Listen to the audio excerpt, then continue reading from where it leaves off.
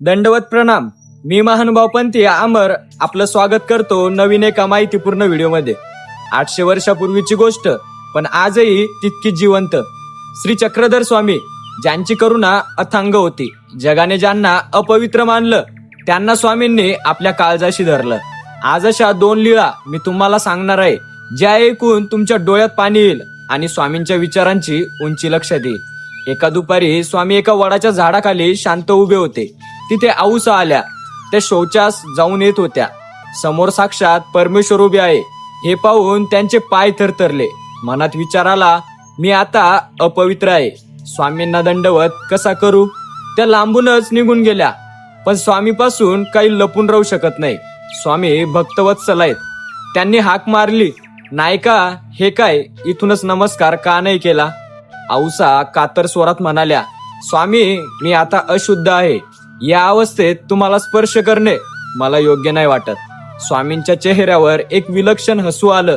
ते म्हणाले, नायका आज मनातील विकार आणि वाईट इच्छा नष्ट झाल्या असतील तर शरीराच्या कोणत्याही क्रियेने जीव अपवित्र होत नाही. खरी अपवित्रता शरीरात नाही तर ती मनात असते. दुसरी लीळा तर तुमच्या हृदयाचा ठाव घेणारी आहे. ही कथा आहे स्वामींच्या प्रेमाची, ज्याने समाजातील विषमतेच्या भिंती एका क्षणात पाडून टाकल्या. एका पहाटेची गोष्ट. सूर्य नुकताच उगवत होता आणि स्वामी फिरायला निघाले होते. त्यांच्या प्रत्येक पावलातून चैतन्य ओसांडून वाहत होतं. त्याच वेळी उमाईसा तिथे बसल्या होत्या. त्या विटाळाशी होत्या. त्या काळात अशा स्त्रियांना समाजात अस्पृश्य मानलं जायचं. त्यांना देवाच्या सावलीलाही उभं राहणं कठीण होतं. उमाईसांना स्वामींचे दर्शन तर घ्यायचे होते, पण मनात भीती होती. त्यांनी स्वतःला सावरलं आणि अगदी लांबूनच जमिनीला डोकं टेकवून स्वामींच्या चरणाला वंदन केलं. पण स्वामींची माया बघा. स्वामी तिथेच थांबले. त्यांनी आपला पावन श्रीचरण पुढे केला आणि आपल्या पायाचा अंगठा थेट उमाईसांच्या कपाळाला लागला. उमाईसांना तो स्पर्श होताच क्षणभर ब्रह्मानंद झाला. पण दुसरीकडे त्यांच्या मनात भीतीचं काहूर उठलं. त्या थरथर कापायला लागल्या. त्यांना वाटलं, अरे रे, माझ्यामुळे स्वामींच्या पवित्र अंगठ्याला विटाळ झाला. मी केवढा मोठा अपराध केला. स्वामींनी त्यांच्या डोळ्यातील ती भीती ओळखली. स्वामी हसले आणि अत्यंत प्रेमाने विचारलं, बाई तुला खरंच वाटतंय का की या अंगठ्याला विटाळ झाला? मग आता हा अंगठा शुद्ध करण्यासाठी मला तीर्थक्षेत्री नेऊन आंघोळ घालावी लागेल का? त्यानंतर स्वामी जे बोलले ते शब्द आजच्या आधुनिक युगातही प्रत्येक माणसाने काळजावर कोरून ठेवण्यासारखे आहेत. स्वामी म्हणाले, बाई हे शरीर 9 द्वारांनी बनलेलं आहे.